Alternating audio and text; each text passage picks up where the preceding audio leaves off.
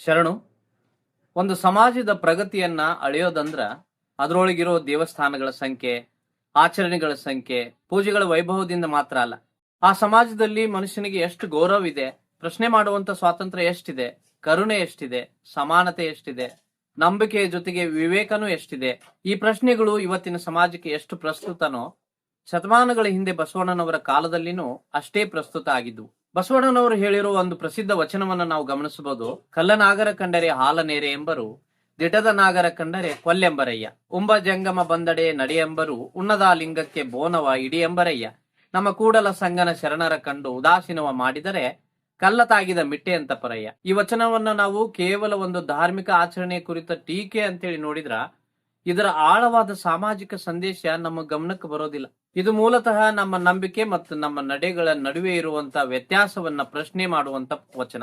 ಬಸವಣ್ಣವರು ಒಂದು ಸರಳ ಉದಾಹರಣೆಯನ್ನು ಕೊಡ್ತಾರೆ. ಕಲ್ಲಿನ ನಾಗರ ಮೂರ್ತಿಯನ್ನ ಕಂಡ್ರ ಹಾಲನ್ನ ಹೆರಿತೇವೆ, ಆದ್ರೆ ನಿಜವಾದ ಹಾವನ್ನ ಕಂಡ್ರ ಕೊಲ್ಲಲಿಕ್ಕೆ ಮುಂದಾಗ್ತೇವೆ. ಇಲ್ಲಿ ಪ್ರಶ್ನೆ ಹಾಲು ಎರಿಬೇಕು ಬೇಡೋ ಅನ್ನೋದಲ್ಲ. ಒಂದು ಕಡೆ ಪ್ರಾಣಿಗಳ ಮೇಲೆ ಕರುಣೆ ಇರ್ಲಿ ಅಂತ ಹೇಳ್ತೇವೆ, ಮತ್ತೊಂದು ಕಡೆ ಜೀವಂತ ಪ್ರಾಣಿಯ ಬಗ್ಗೆ ಕ್ರೌರ್ಯವನ್ನ ತೋರ್ತೇವೆ. ಹಾಗಾದ್ರೆ ನಮ್ಮ ನಂಬಿಕೆ ಮತ್ತು ನಮ್ಮ ವರ್ತನೆಯ ನಡುವೆ ಅಂತರ ಇದೆಯಾ? ಇದೇ ವಿಚಾರವನ್ನ ಬಸವಣ್ಣನವರು ಇನ್ನೊಂದು ಉದಾಹರಣೆ ಮೂಲಕ ಹೇಳ್ತಾರೆ. ಹಸಿದ ಜಂಗಮ ನಮ್ಮ ಮುಂದೆ ಬಂದ್ರೆ ನಡೀರಿ ಅಂತ ಹೇಳ್ತೇವೆ, ಆದ್ರೆ ತಿನ್ನಲಾರದ ಲಿಂಗಕ್ಕೆ ನೈವೇದ್ಯವನ್ನ ಅರ್ಪಿಸ್ತೇವೆ. ಇಲ್ಲಿನೂ ಬಸವಣ್ಣನವರ ಉದ್ದೇಶ ಯಾರೊಬ್ಬರ ಭಕ್ತಿಯನ್ನ ಅವಮಾನಿಸುವುದಲ್ಲ. ಬದಲಿಗೆ ಅವರು ಕೇಳ್ತಾ ಇರುವಂತ ಪ್ರಶ್ನೆ, ನಮ್ಮ ಕಣ್ಣು ಮುಂದೆನೆ ಇರುವಂತಹ ಹಸಿದ ಮನುಷ್ಯನಿಗಿಂತ ನಾವು ಕಲ್ಪಿಸಿಕೊಂಡಿರುವ ಆಚರಣೆಗೆ ಹೆಚ್ಚಿನ ಮಹತ್ವ ಕೊಡ್ತಾ ಇದ್ದೇವೇನೋ? ಇದು ಕೇವಲ ಧರ್ಮಕ್ಕೆ ಸಂಬಂಧಿಸಿದ ಪ್ರಶ್ನೆ ಅಲ್ಲ, ಇದು ಮಾನವೀಯತೆಗೆ ಸಂಬಂಧಪಟ್ಟ ಪ್ರಶ್ನೆ. ಯಾವುದೇ ಧರ್ಮ ಆಗಲಿ, ಯಾವುದೇ ನಂಬಿಕೆ ಆಗಲಿ, ಯಾವುದೇ ಪರಂಪರೆ ಆಗಲಿ, ಅದರ ಮೂಲ ಉದ್ದೇಶ ಮನುಷ್ಯನ ಬದುಕನ್ನ ಉತ್ತಮಗೊಳಿಸೋದೇ ಆಗಿದ್ರ ಆ ನಂಬಿಕೆ ನಮ್ಮಲ್ಲಿ ಕರುಣೆ, ಸತ್ಯ, ಪ್ರಾಮಾಣಿಕತೆ ಮತ್ತು ಸಹಬಾಳ್ವೆ ಬೆಳೆಸಬೇಕು.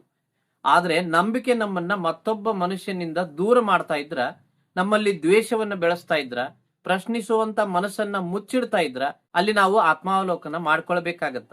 ಇದೇ ಬಸವಣ್ಣನವರ ವೈಚಾರಿಕತೆಯ ಪ್ರಮುಖ ಅಂಶ. ಅಂದ್ರ ಅವರು ನಂಬಬೇಡ್ರಿ ಅಂತ ಹೇಳೋದಕ್ಕಿಂತ ವಿಚಾರಿಸಿ ನೋಡ್ರಿ ಅಂತ ಹೇಳ್ತಾರೆ. ಆಚರಣೆ ಮಾಡಬೇಡ್ರಿ ಅನ್ನೋದಕ್ಕಿಂತ ಆಚರಣೆಯ ಅರ್ಥವನ್ನ ತಿಳಿದುಕೊಂಡು ಮಾಡ್ರಿ ಅನ್ನುವಂತ ಸಂದೇಶವನ್ನ ಕೊಡ್ತಾರೆ. ವೈಚಾರಿಕತೆ ಅಂದ್ರೆ ಪ್ರಶ್ನೆ ಮಾಡೋದು. ಆದ್ರೆ ಪ್ರಶ್ನೆ ಮಾಡುವಾಗ ಗೌರವ ಕಳೆದುಕೊಳ್ಳದೆ ಇರೋದು, ವಿಮರ್ಶೆ ಮಾಡೋದು, ವ್ಯಕ್ತಿಯನ್ನ ಅವಮಾನಿಸದೇ ಇರೋದು, ನಮ್ಮ ನಂಬಿಕೆಯನ್ನ ನಾವು ಪ್ರೀತಿಸುವಂತೆ ಮತ್ತೊಬ್ಬರ ನಂಬಿಕೆಯನ್ನು ಅವರು ಗೌರವದಿಂದ ಕಾಣುವ ಹಕ್ಕನ್ನ ಒಪ್ಪಿಕೊಳ್ಳೋದು.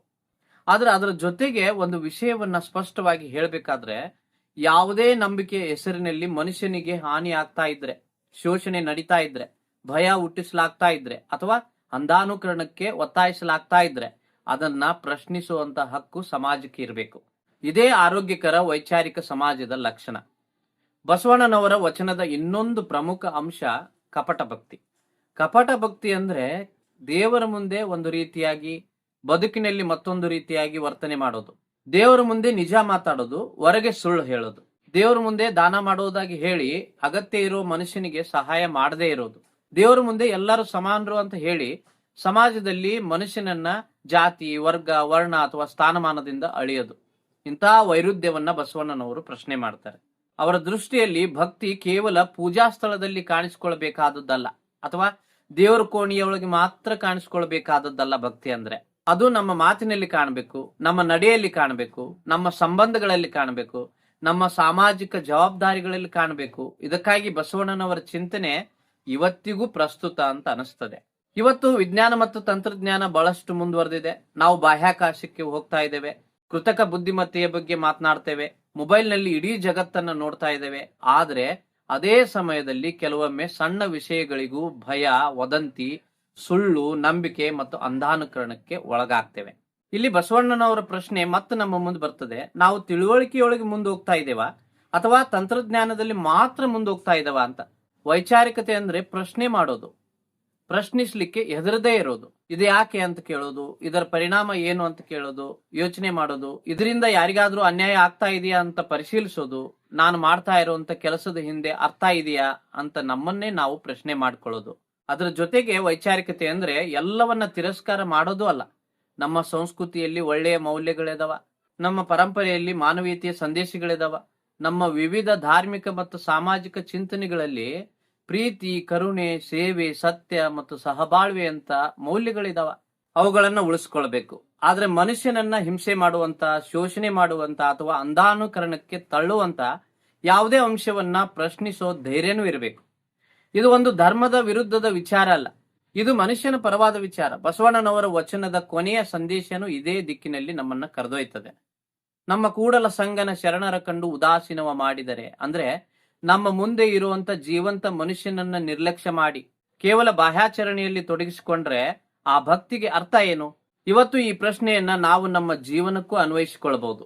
ನಮ್ಮ ಸುತ್ತಮುತ್ತಲಿನ ಒಬ್ಬ ವೃದ್ಧರಿಗೆ ಸಹಾಯ ಮಾಡೋದಿರಬಹುದು, ಒಬ್ಬ ವಿದ್ಯಾರ್ಥಿಗೆ ಶಿಕ್ಷಣದ ಸಹಾಯ ಬೇಕಿರಬಹುದು, ಒಬ್ಬ ಬಡ ಕುಟುಂಬಕ್ಕೆ ಆಹಾರದ ಅಗತ್ಯ ಇರಬಹುದು, ಒಬ್ಬ ಮಾನಸಿಕವಾಗಿ ಕುಗ್ಗಿದ ವ್ಯಕ್ತಿಗೆ ಕೇವಲ 4 ಧೈರ್ಯದ ಮಾತುಗಳು ಬೇಕಿರಬಹುದು. ಹಾಗಾದ್ರೆ ಈ ವಚನದಿಂದ ನಾವು ಏನು ಕಲಿಬೇಕು?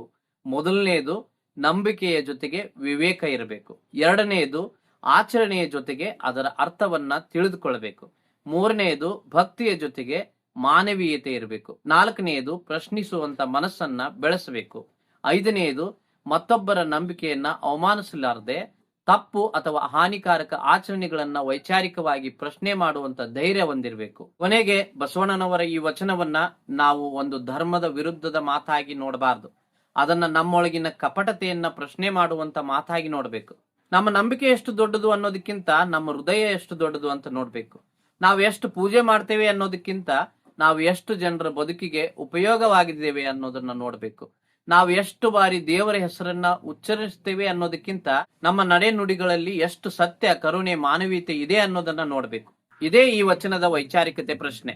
ಹೀಗಾಗಿ ಕಲ್ಲಿನಲ್ಲಿ ದೈವತ್ವವನ್ನ ಕಾಣೋದ್ರ ಜೊತೆಗೆ ಜೀವಂತ ಮನುಷ್ಯನಲ್ಲಿ ಮಾನವೀಯತೆಯನ್ನ ಕಾಣೋಣ ಅಂತಾರೆ. ನಂಬಿಕೆಯನ್ನ ಗೌರವಿಸೋಣ ಅಂತಾರೆ.